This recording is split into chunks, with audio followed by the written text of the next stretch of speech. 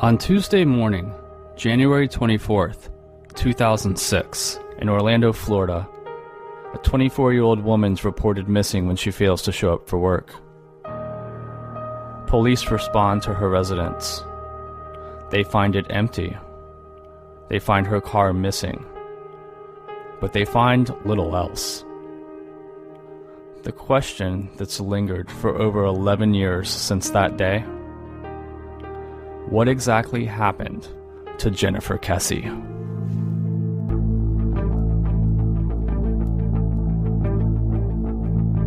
You sent me this story, and I started reading about it. It's one of those things, you see missing person stuff all the time, which is sad in and of itself, but this one just struck me so much because A, the proximity to where I live and where I'm from, and the fact that I had never heard of it. Because realistically, I believe we're still in the same place that we were on January 24th, 2006. So we're still waiting for that one person to come through with the one bit of information that could bring Jennifer home.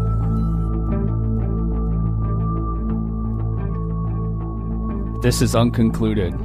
What happened to Jennifer Kesse? I'm your host, Sean Gerd.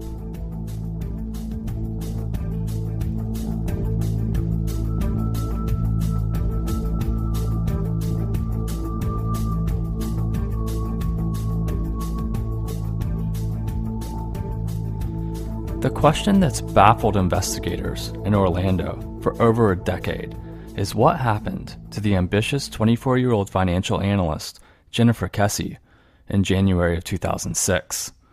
That's the question that we are going to spend our time and efforts on over the course of this season. We're going to analyze and investigate all of the events surrounding Jennifer's mysterious disappearance.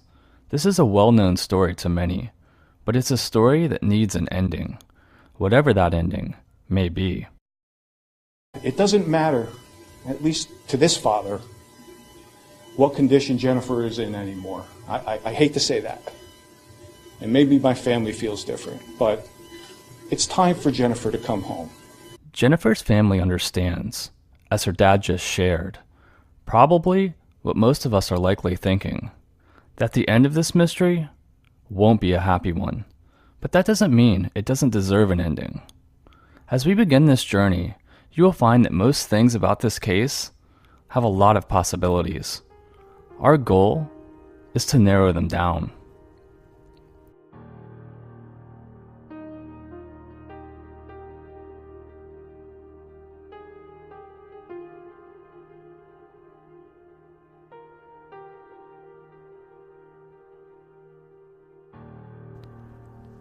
When Jennifer disappeared, it's believed that she was wearing a diamond necklace with 3 stones, representing past, present, and future. The present has been an agonizing 11 plus years for those closest to her. The future has been all they can hold on to. It's been way too long. Even as the days turn to weeks, weeks to months, and months to years, her family has never stopped believing that there are answers. And so do I. That's why you're hearing my voice right now. There is someone, or perhaps something out there, somewhere, that holds the clues to this case. In the time since Jennifer went missing, there have been thousands of tips and dozens of searches. But here we sit all these months and years later, still asking, what happened?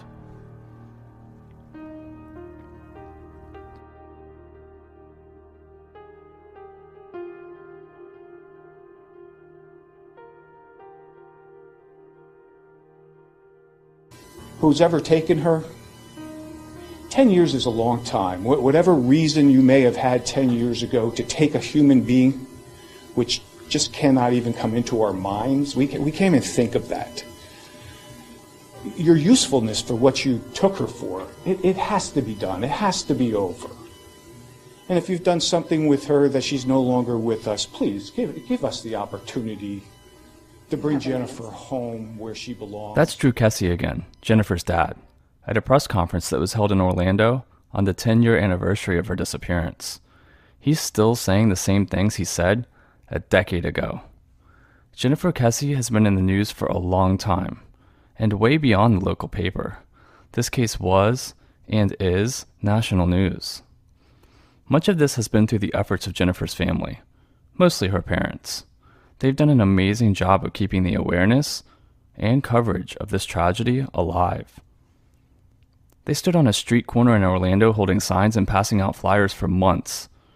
They've done countless interviews, TV shows, and other media engagements.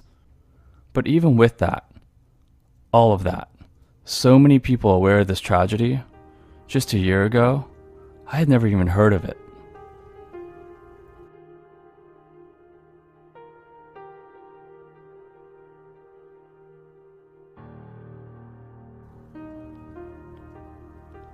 Let me take a step back for a second.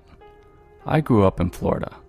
I'm recording this show, right now, just a few dozen miles down a stretch of Interstate 4 from where the events of this case unfolded. I've spent my entire life here, and I've been to Orlando more times than I care to admit. I'm pretty familiar with the area.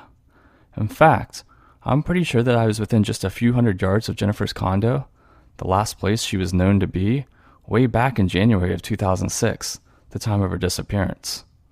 I should have heard of her. I'm 35 years old, just a little younger than Jennifer. I grew up basically in the same place she grew up, and I still live here.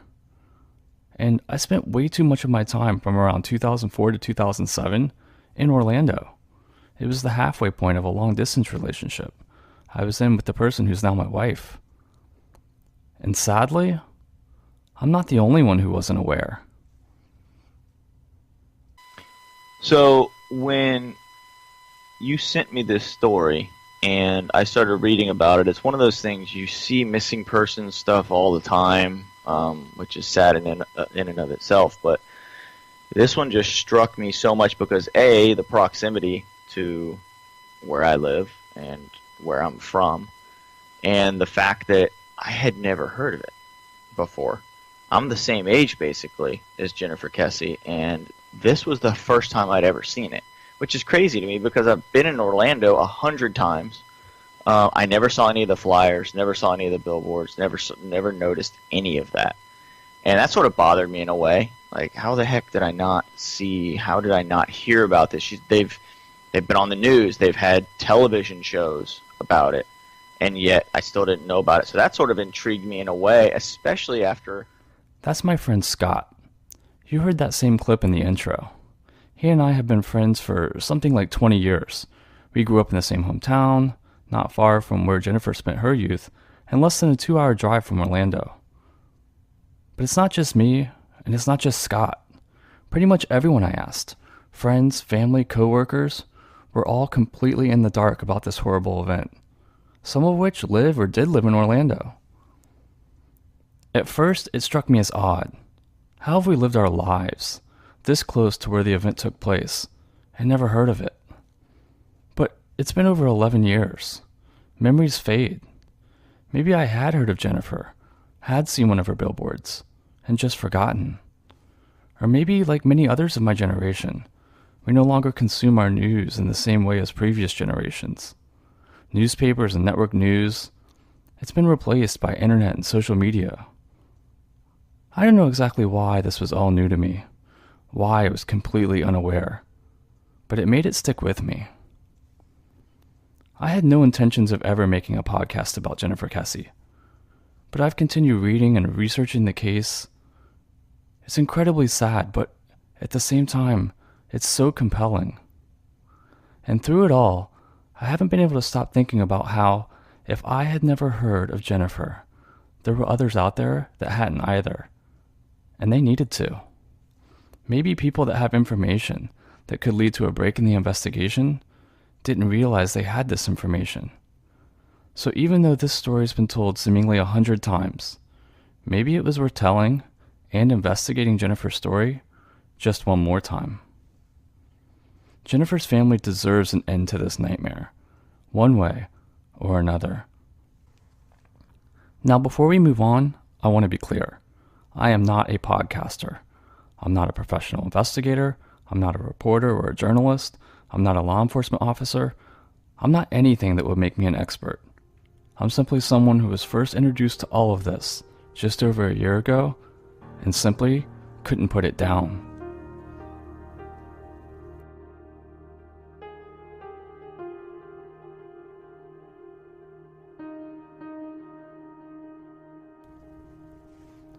You heard from my friend Scott earlier. He's helping me produce this podcast because he feels the same way I do. That the facts, evidence, and details of this case, they're worth another look. It seems like it should be such a straightforward thing, and it's not. And that's what sort of hooked me on trying to find information out about this and trying to, sort of put you down a little bit of a rabbit hole. You get looking into stuff, and a lot of it's just the same stuff over and over that you read online. It's the same thing no matter what site you go to. You read sort of the same stuff. No matter what videos you watch, you sort of see the same stuff. And in my opinion, and I think you agree with me on this, there has to be more to this. There has to be more out there. There has to be more people to talk to that can help open this up a little bit more, because it seems like it's, at this point, it's the same stuff over and over. It's the same things being repeated. It's the same evidence. It's the same everything. You'll hear a lot more from Scott as our investigation unfolds. We'll discuss our findings, the facts and theories, and everything that we dive into about this case. But for this show, I kept thinking, how do we start this journey? It only makes sense that we start with what we know and lay out the facts. There is so much, and at the same time, so very little to this story. If you're familiar with the case, this may be a bit of a review for you. But if you, like me just a year ago, aren't, you're going to want to pay attention. The facts of this case, few as they may be, are perplexing from the start. Over the course of this season, we will break down each aspect of Jennifer's disappearance. But on this show, we're going to look at an overview of the events. The timeline of Jennifer's case begins on Sunday, January 22nd, 2006. Jennifer and her boyfriend Robert return from a 4-day trip to the Caribbean island of St. Croix. Jennifer spends the night at Robert's home in Fort Lauderdale, as she's done before, and then wakes up early Monday morning, around 6 a.m., to drive directly to work in Ocoee, Florida, which is roughly 15 minutes away from her home in Orlando. She has a regular day at work and leaves to head home at about 6 p.m. Jennifer drives home to her new condo. She's lived there since November. It's a former apartment complex that's now being converted into condos. It's called the Mosaic at Millennium. It sits just steps from Orlando's mall at Millennium. And it's a nice place too. It's gated, it's pretty much brand new with the renovations, but it's still undergoing an extensive renovation. There's still a lot of construction. That night, she has phone contact with her mother, her father, and her brother. Her brother speaks with her about returning the phone of a friend of his. You see, while Jennifer was on her islands trip, her brother and 2 friends stay at her condo, one of which accidentally leaves his cell phone. Jennifer agrees to mail it back. Then finally, she speaks on the phone with her boyfriend Robert, as they do every night right before bed. This is just about 10 p.m. Her parents and boyfriend have since reported that in their conversations with her, everything seemed normal. But this was the last time anyone heard from Jennifer. When she failed to show up for work the next morning, she didn't return phone calls. Her employer notifies her emergency contact, her parents. Their texts and calls to Jennifer's phone go unanswered as well, directly to voicemail. It's clear her phone is turned off. Her family becomes immediately worried and begins making their way to Orlando. Jennifer's boyfriend Robert has also been calling and texting her that morning, but more of the same. The calls are going directly to voicemail. This is especially odd, as Jennifer always called or texted with him each morning. On their way to Orlando, Jennifer's family have the complex manager at her condo building check on her residence and car. Her assigned parking space is empty, and nothing seems amiss in her condo. It's unclear at exactly what time, but Jennifer's parents do contact police. Unfortunately, they don't take her disappearance seriously. They tell her parents that she probably had a fight with her boyfriend and would return later. Her family knew this was not the case. They also call and check with local hospitals, but they don't have any luck. Jennifer's brother arrives at her condo around noon and immediately begins looking for her. An hour later, her parents arrive. Upon entering her condo, everything seems normal. Everything except Jennifer has completely disappeared. A wet towel and water in the shower indicate that Jennifer had showered for work. Her ruffled covers and laid-out clothing confirm that she'd slept in her bed and gotten dressed. Her makeup is out on the counter, her hairdryer is as well. There's some nighttime clothing on the bathroom floor. There's no signs of a struggle or anything to indicate foul play. All signs seem to indicate that Jennifer had dressed for work and left. Later that afternoon, Jennifer's family begins distributing flyers with her picture to passing motorists and local businesses, anywhere they can think of. And it was just after this, finally realizing the serious nature of her disappearance, the Orlando police start their search, sometime between 5 and 7 p.m.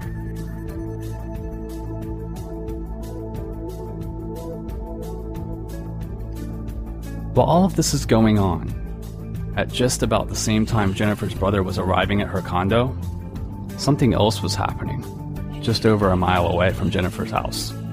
Something no one would know about until 2 days later. At around noon, Jennifer's black Chevy Malibu is parked by an unidentified person at another apartment complex just down the road. This wouldn't be discovered, however, until January 26th. The car was discovered after a resident sees the car on the local news. They call and say that a similar car has been parked in front of their house. The car is identified as Jennifer's. It's parked at the Huntington on the Green apartment complex, just 1.2 miles down the road. Police are able to use a tracking dog to trail a scent from the location of the car, and it leads all the way back to Jennifer's condo. It appeared that whoever had ditched her car returned to the Mosaic at Millennia. And that's where any trail goes cold. Over a week later, on Saturday, February 4th, which is actually 12 days later, law enforcement releases 2 photos of a person of interest. They say that this person may have seen the person driving Jennifer's car. The photos have been retrieved from the cameras at the Huntington on the Green complex. But later, this person would be declared a suspect. It's actually revealed they were the person driving the car. Security camera footage captures the suspect parking her car, getting out, and casually walking past the pool. Unfortunately, even on the video, their face isn't revealed. That person is still unknown to this day. And that's it. For the most part, that is all the evidence the investigators had to go on in this case.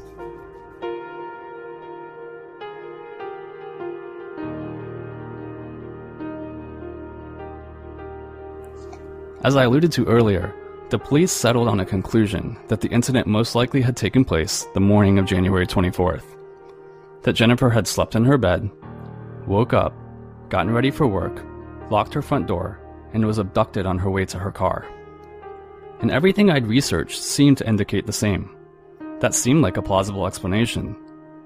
To this day, Jennifer's parents and law enforcement still seem to stick to this general timeline of her disappearance.